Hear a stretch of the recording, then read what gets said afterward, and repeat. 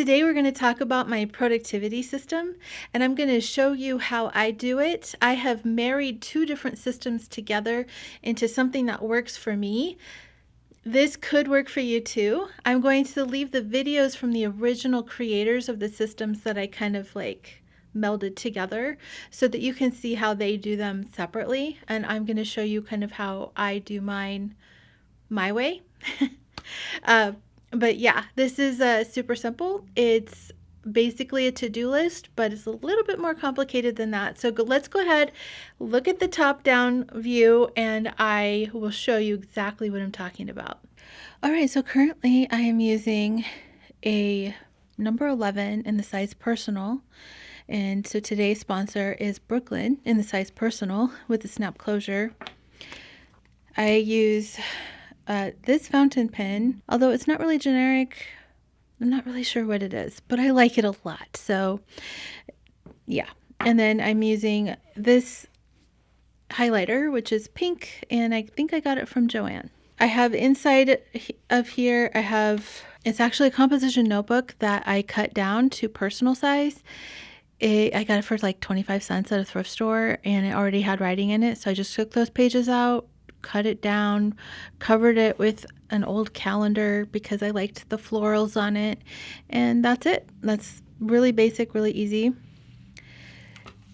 I will tell you, this part here comes from the Strikethrough method, and he makes a lot of, I think his name is Chris. He makes lists, and so that's what I've done in here. This is my list book, my master lists. So these are all in here, and I didn't color code them because the colors don't matter. I just used a different Tombow marker for each one just so that I could have a visual representation of the page and remember it better. But you could color code yours if you want. Let me see if I can show you like a list or something. Here's a grocery list. Okay, so what I did was I don't write out a grocery list every week. I just write down where I like to buy certain things at the grocery store, and I realized that this list probably looks a little suspicious to the average viewer because it just has meat and half and half on it. Well, I basically eat the lion diet. I have autoimmune problems, and I can't eat a lot of things. I can't even eat eggs or cheese. So I mostly just eat meat. Like, not mostly, 100%. That's all I eat. And I've been eating like this for about 6 months, and it has really, really, really turned my health around, and I'm very grateful. I tried this diet a long time ago. If you want me to go into that, let me know. I'll be happy to talk about it, but I know this channel is not about that. However, I'll still talk about it if you want to. But what I do is I write down where I like to buy my favorite cuts because I don't like Angus beef. So I need to try and buy it from places that don't have it or offer alternatives to that because I can't stand it. I will literally rather go hungry than eat. These should have numbers, and I didn't number them, but there should be a number here.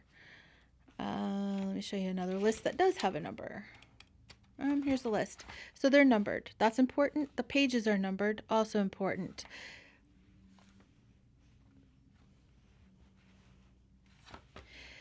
Yeah, so keep that in mind, okay? There's a code, PR. There's a page, page 13. It's PR is projects, and then all of the lines are numbered. Very important.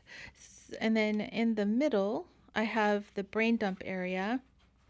So I took this list from Pinterest, and it's just like a brain dump tickler list. And what it does is that when I'm trying to get all the stuff of my brain out, it kind of jogs my memory for things that I need to do. It's very helpful. I'm not going to show you those pages, but it's very helpful when I'm trying to figure out, okay, these are the things I need to do this week. And then what I do is I take it from the brain dump and I put it in the lists. So that's how things get on the list. So that is the first part, which is very important. I review this once a week. I will go through this usually Sunday night, and I will be like, okay, these are things I need to get done. And then I go to the next notebook, which is this one right here. Okay, so what I do is I name the week. So I name the week 1, January 1st through the 5th, and then I just start making a list of all the things that I need to do. And it could be 5 things. It could just start out as just 5 things that I get from these lists over here.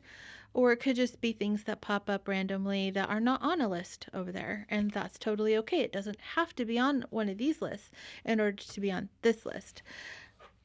But ideally, you want to just transfer from here to here. And there's a super easy way to do it. You do not have to rewrite anything, which is why I love this system. Hey, I'm editing and I realized that the reason I didn't tell you why the page numbers and the line numbers were important when I'm listing things I need to do. If there's something in the master list that I need to do, I will write down the page number and the line number for that specific item rather than writing down the item all over again. It's much faster, much easier. I love it so much more. All right, back to the program. I have tried to bullet journal many times, and I always fail after a couple of weeks because it's just not for me. I finally am able to admit that I'm just not a bullet journaler. So here it is again for week 2, same thing, and week 3, same thing, and week 4. Okay, so you're looking at it and you're like, okay, so there's highlighter and there's cross-outs, there's strike-throughs. Okay, so I take when I get to a week, okay, this is week 4, which is this week currently, and we're already 2 days in because this is Tuesday for me. So what I do is if I see something that I need to do, I will highlight it. Okay, like today I'm going to be placing the order for Brooklyn, so that's already highlighted. And I'm recording a YouTube video on my production planner, which is what I'm doing right at this very moment. So that's highlighted as well. So those are the only 2 things that I'm going to do from this list today. There might be other things that I'll do as well. In fact, I know there will be, but they're not like priority things. So I didn't write them down, or I haven't written them down yet. Here they are. And then as I get them done, what I do is I just cross it off. And I'm not going to cross it off because I'm not technically done yet. So I'm not going to cross it off. But as I finish it, I would cross it off.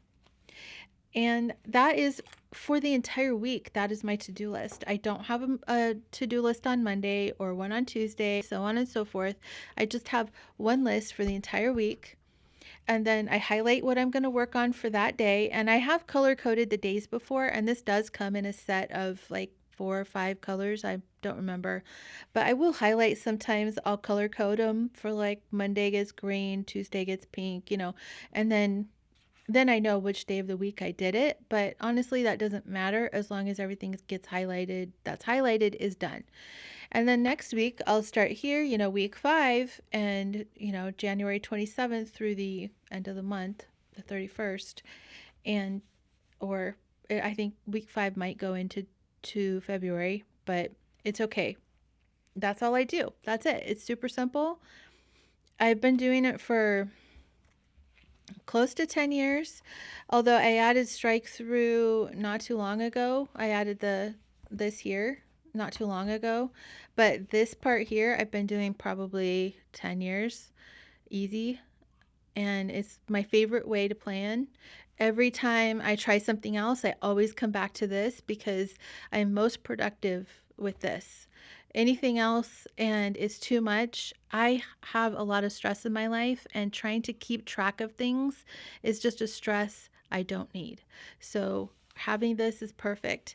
I could have easily just added this into here, but I wanted to be able to, because I'll use this up, like the brain dump section is already really full, and I'm just not going to show it to you, but I'll use this up faster than I'll use this up. So I wanted to be able to replace it as soon as I need to, and not be stuck having, half of my notebook completed, but still having pages up here that are not, so, but it can be done. Chris, the guy who invented Strikethrough, he does it all in one single notebook. You could definitely do that. I'm trying it this time. I've done it in a single notebook many times, and that's why I decided to do this, is because I will fill this up and replace it and still have this ready to go. So that's my system. That's what I do. I hope that you enjoyed this video. If you would like to have a closer look of the Brooklyn leather, then go watch this video over here. Okay? Thank you. Bye-bye.